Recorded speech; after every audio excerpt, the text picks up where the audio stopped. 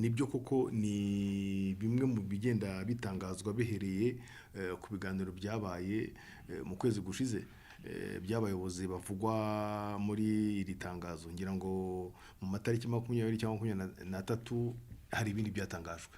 Ngira ngo icyari kirimo icyo gihe abantu bagarutseho cyane haba mu itangazamakuru ndetse n'abanyarwanda muri rusange nibyo reka tumwite umuhuza. Leta Zunze Ubumwe za Amerika ni igihugu cy'inshuti ku bihugu byombi, cyari cyasabye yuko ibihugu byombi byagabanya abasirikare ku mipaka yabyo. Ariko nkuko nakunze kubisobanura, niba ubikoze usobanura impamvu bikoze, niba utanabikoze kandi kuko ari inama uba wagiriwe ukaba nabwo wasobanura impamvu. Uyu munsi twavuga yuko icyo gihe impungenge u Rwanda rwamye rugaragaza yuko hari abari hakurya y'umupaka bagamije guhungabanya umutekano w'u Rwanda, nta cyagaragaraga ko uwo munsi izo mpungenge zari zagabanyutse. Ndetse no ku rundi ruhande nyuma y'icyumweru kimwe cyangwa ibyumweru bibiri, Perezida wa Repubulika ya Demokarasi ya Congo yagiye imbere y'itangazamakuru mpuzamahanga avuga ahubwo ko ari kuhazana intwaro zirimo indege, zirimo drone, harimo aba expert cyangwa se aba mercenaires, buri wese arabyita uko ashaka hafi y'umupaka. Urumva yuko ibyo ngibyo ari ibyakomeza no guhungabanya umutekano w'u Rwanda. Bivuze ko rero icyo cyemezo cyari kigoranye cyangwa ubwo busabe bwari bugoranye igihe umutekano w'u Rwanda waba urimo uhungabana. Uyu munsi rero ibyatangajwe nabyo ni mu mujyi umwe, ni mu nzira y'ibyo biganiro byabaye, bishobora no gukomeza kuba si ngombwa yuko buri gihe bibaye bitangazwa mu itangazamakuru, ariko wenda ibyemezo byo bishobora gutangazwa nk'uko nyine mwaraye mubibonye, kandi ibyo ngibyo ntacyo guverinoma y'u Rwanda ibihakanaho. Ku birebana n'umutekano w'u Rwanda ntago ziriya ngabo arizo zawuhungabanyaga, ndetse nta nubwo no kuhava ntago ntekereza yuko ari by'u Rwanda rushingiraho kugira ngo rube rwarinda umutekano warwo. U Rwanda ruhora rurinze umutekano warwo, haba ingabo za Congo, haba ingabo z'amahanga, haba imitwe itandukanye irwanira hariya tukumva ko uyu munsi igeze muri 200. U Rwanda ruhora rurinze umutekano warwo. Ahubwo kuhava twavuga yuko ari bimwe mu bigaragaza ukudashyira mu bikorwa amasezerano ya Rwanda, amasezerano yaganiriye Bujumbura, amasezerano ya Nairobi, kandi kudashyirwa mu bikorwa na guverinoma ya Congo nayo ubwayo yashyizeho umukono. Sinibaza ko zirangabo zirengeje igihe cy'umwaka ziri hariya. No kuvuga ngo ntago zahawe igihe cyo gushyira mu bikorwa ubutumwa bari bazihaye. Ariko ibyo ngibyo byanatangiye zikihagera ubwo guverinoma ya Congo bigizemo uruhare yazishumburizaga abaturage bazo, bakazitera amabuye, bakajya kwigaragambya ngo ntibazishaka. Kubera iki? Kubera ko guverinoma ya Congo yasomye amasezerano yashyizeho umukono n'ibindi bihugu byo mu karere uko atanditse. Guverinoma ya Congo yasobanuye uko ibishaka. Niba rero washyize umukono ku masezerano runaka yanditse, harimo bakuru b'ibihugu barenze 5-6, wagera mu gihugu cyawe ukayavuga mu bundi buryo, nibigaragaza yuko ibyo rwagiyemo utabyemera cyangwa se urabyemera ko ntushaka kubishyira mu bikorwa. Kubirebana na ziriya ngabo, guverinoma ya Congo ntahitatangaje yuko ubutumwa bwazo ari ukuza kurwana. No by'umwihariko kuza kurwana na M23. Wasoma amasezerano ugasanga sibyo bavuze, sibyo guverinoma ya Congo yashyizeho umukono. Ingabo zagombaga kuza zitangira inshingano zazo, aho imitwe yavugaga muri iryo tangazo bamwe batangira kuva aho bari bahashyikiriza ziriya ngabo. Ibyo byarakozwe. Iyo M23 bavuga imaze gukora ibyo yakirwa no muhuza, ngira ngo inshuro 2 yakirwa i Rwanda. Ntago M23 bashoboraga kuyakira itashyize mu bikorwa ibyisaba, ndetse hari n'ibwo hagiye imihango yo gushyikiriza uturere tumwe na tumwe izo ngabo.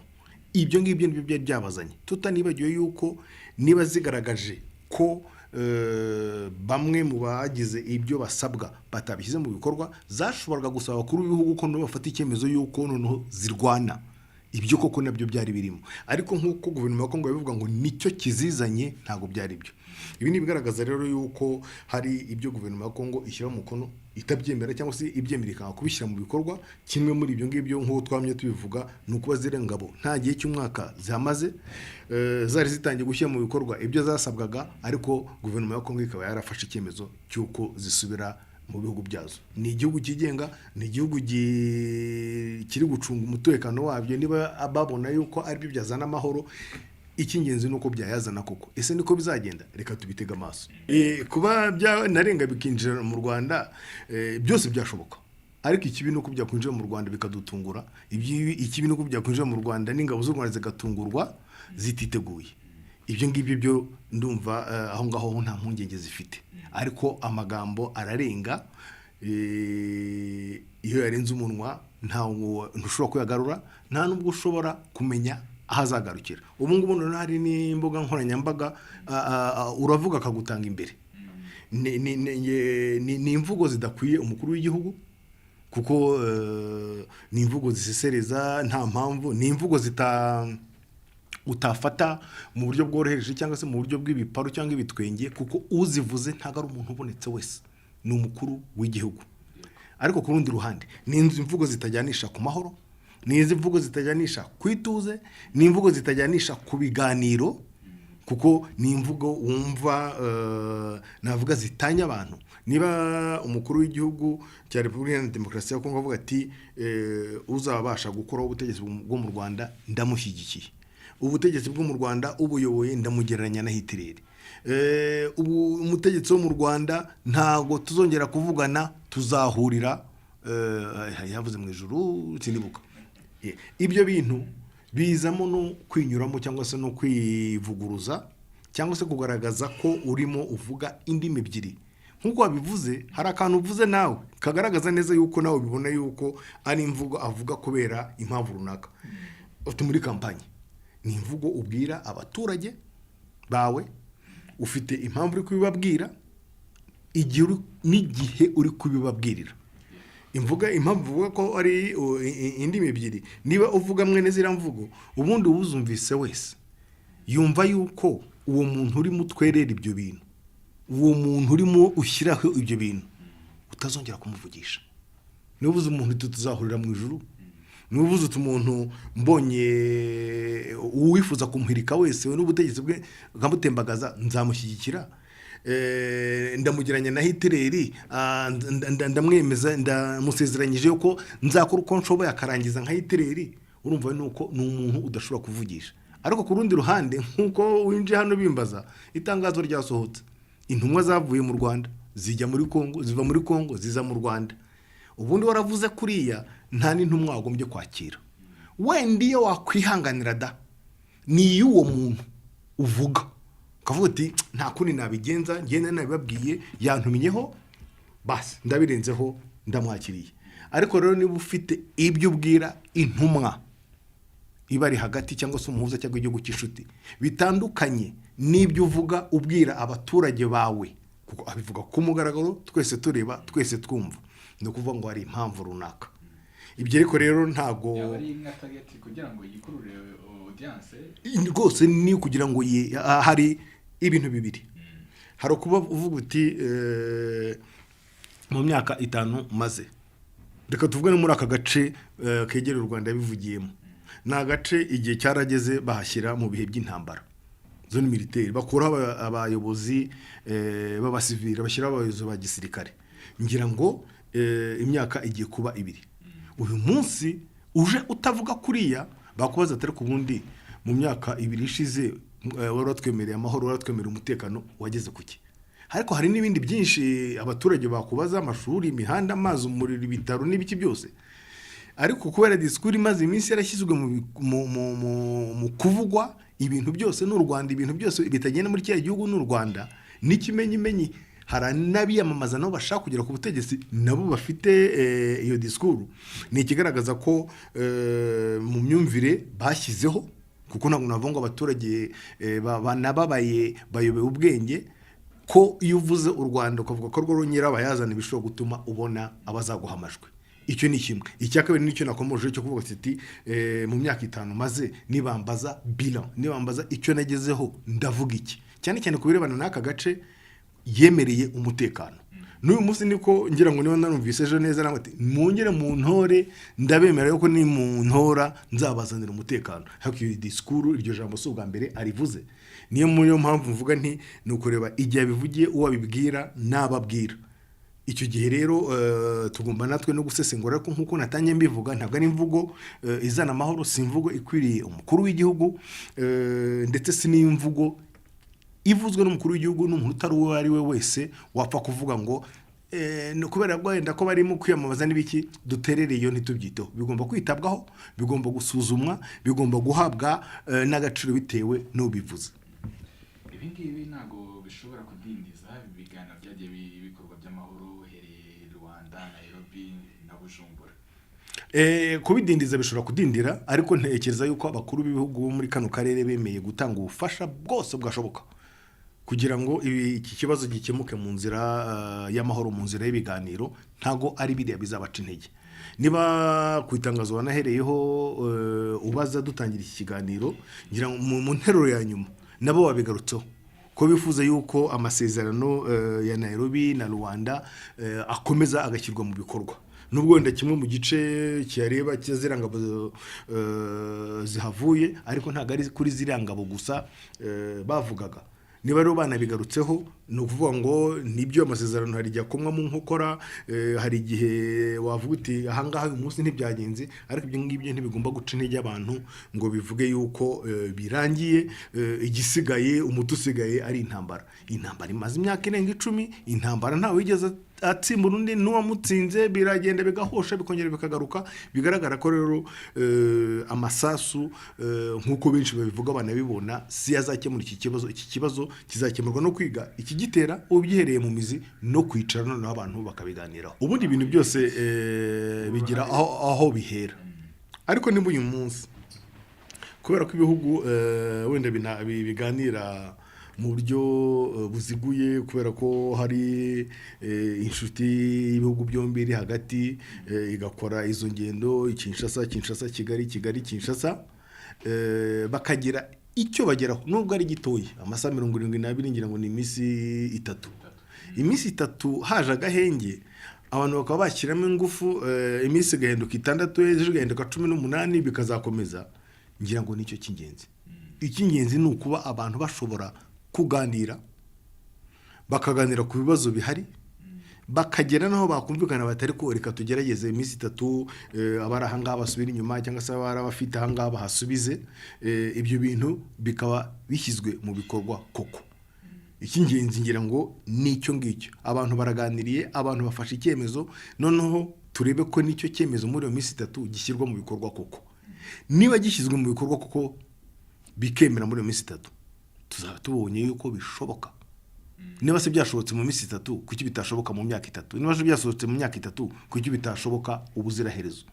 Icy'ingenzi nuko aka kantu kaganiriweho, ako kantu kafashweho icyemezo, ako kantu fite igihe kagomba gutangirira, none tukareba niba koko gatangiye. Niba gatangiye kuki butashyiramo ingufu kavuga batere ko nimureke dukora ko dushoboye, ibintu bikomereze gutya, haza agahenge, abantu bicare noneho bakomeze banaganire kugeza igihe agahenge kazaba agahenge k'igihe cyose.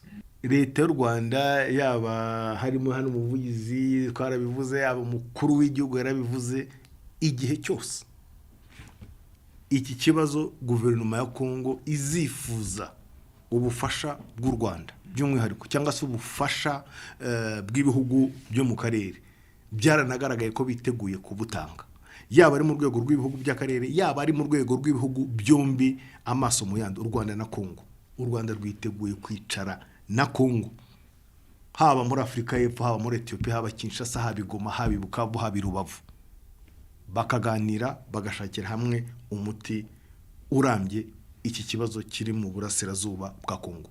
Kuko inyungu nyinshi ziri kuba hari ahantu haza amahoro, ntabwo ziri mu kuba hahora imirwano abaturage bararwa ntambi ntabwo twavuze ku mpunzi ziri hano nayo muri aya masezerano ya Rwanda na Nairobi impunzi zavuzwemo uburyo zigomba kwitabwaho uburyo zashobora gutaha ibyo byose birimo ntabwo twavuze ku mitwe y'abanyamahanga iba muri Rwanda muri Congo barayivuze ituruka mu Rwanda barayivuze ituruka i Burundi barayivuze ituruka Uganda ibyo byose birimo abantu ntibacika intege ngo kubera ko ingabo za East Africa zavuye ni kimwe mu byari bigize amasezerano ariko hari ibindi byinshi nabyo bishobora gukorwa amahoro akaza ngarutse ku kibazo cyawe u Rwanda rwiteguye igihe cyose ko rwajya mu biganiro byari mu rwego rw'akarere ni na guverinoma ya Congo cyangwa se byaba ari hagati ya guverinoma zombi kuko n'ubundi iki kibazo cyatumye hazo igitotsi mu mubano w'ibihugu byombi kuba rero umubano wasubiraho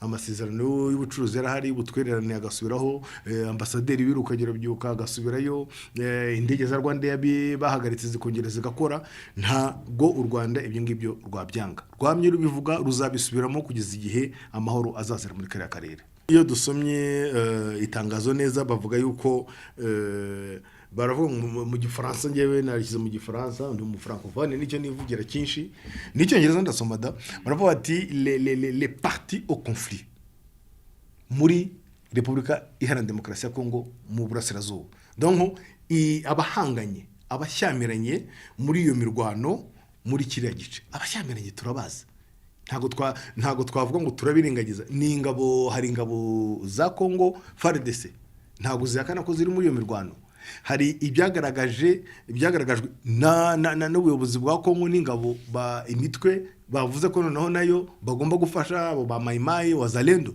abo barazwi hari za raporo zitandukanye zavuze indi mitwe na FDL irimo noneho ku rundi ruhande hari ya mitwe magana abiri tuvuga ariko bagahora bahonda ku mutwe umwe wa M23 ubwo rero ntabwo byaba ikibazo uvuze uti kuki bavuze ingabo zirwanira muri burasirazuba bwa Congo n'imitwe kuko babitandukanyije n'imitwe iharwanira ubona uvuga ngo muri izo ngabo ngo bavuzemo n'ingabo z'u Rwanda bavuze ingabo imitwe naho ibikorwa by'imirwano biri kubera niba rero u Rwanda narwo ruzamo rute niba ruvuga ruti kubera uwo mutwe wa FDLR uvugwa uhungabanyije wifuza guhungabanya umutekano mu Rwanda wanabishyize mu bikorwa ukaba byaratangajwe bikabisohoka mu maraporo atandukanye u Rwanda rukora kugeza naho rutigeze rwakana ko rushyira ingabo ku mupaka warwo kugira ngo rubungabunge runarinde umutekano n'ubusugire bw'igihugu nguko uko rugomba kuzamo kandi ni ibihugu by'ibituranyi abantu ntibakabyirengagize igihugu cy'igituranyi ntigishobora kugira ikibazo ngo byanze bikunze ntikize mu bihugu muturanye uyu munsi niba ingabo z'u Burundi ziriyo twumva ngo hari amasezerano bagiranye n'uburenganzira bw'ibihugu n'igihugu cy'igituranyi niba ingabo z'Ubugande ziriyo impunzi niba ziri mu Rwanda zikaba i Burundi zikaba muri Congo zikagera no muri Kenya badafitanye umupaka no kuvuga ngo iyo hagize igihugu kimwe muri ibyo ngibyo kiza muri ibyo biganiro abantu ntibakumviye ko gusa ngo kijemo kubera ko gifitemo izindi nyungu gifite abasirikare cyoreje abasirikare bagiye kurwana n'ibi byose nta kuntu igihugu cy'igituranyi kingana kuriya Kongo ni nka kontina ikikijwe n'ibihugu 9 intambara iri mu burasirazuba bwa Kongo ibihugu byose biri hamwe mu burasirazuba bifite ibibazo by'umutekano ariko wenda ibiri mu majyepfo cyangwa se ibiri iburengerazuba nta kibazo gihari kuko intambara si hiri ntago byatangaza rero yuko aho intambara ibera ariho uwo wese umuhuza yashyira ingufu icyo ni icyambere yashyira ingufu aho ngaho ndetse no mu bihugu bituranye naho icy'ingenzi ahubwo nuko n'ibihugu bituranye nabo bivuga bati niba twe baturebye akatubaza natwe twemeye gukora icyo twashobora cyose Perezida wa Repubulika yageze kubivuga hano ntabwo nibuka nari mu nteko cyangwa niba ari muri interview avuga ati ngewe nka Perezida wa Repubulika y'u Rwanda niyo bambwira ngo ninjye kuvugana na M23 kugira ngo iki kibazo gikemuke nzajya kuvugana nayo ariko ntabwo wabihinduramo ngo kuba yemeye ko yajya kuvugana nayo yavuganye nayo no kuvuga ni wiha amasaso n'intwaro ni uyivura ni ugera gutya ni babanza banareba batari ko abo bantu yavugana nabo ubundi by'ukuri barwanira iki icyo kintu ninde wicaye ngo gisuzume, ngira ngo kiranasubiza icyo wari ubajije, ese koko Amerika yaba izi ibya M23? Intekereza yuko mbere yo kuza muri ibi biganiro, mbere yo gusaba yuko haba cessez-le-feu cyangwa se imirwano yabihagaze, ntago yabijyamo itazi amavu n'amavuko y'ikibazo gihari.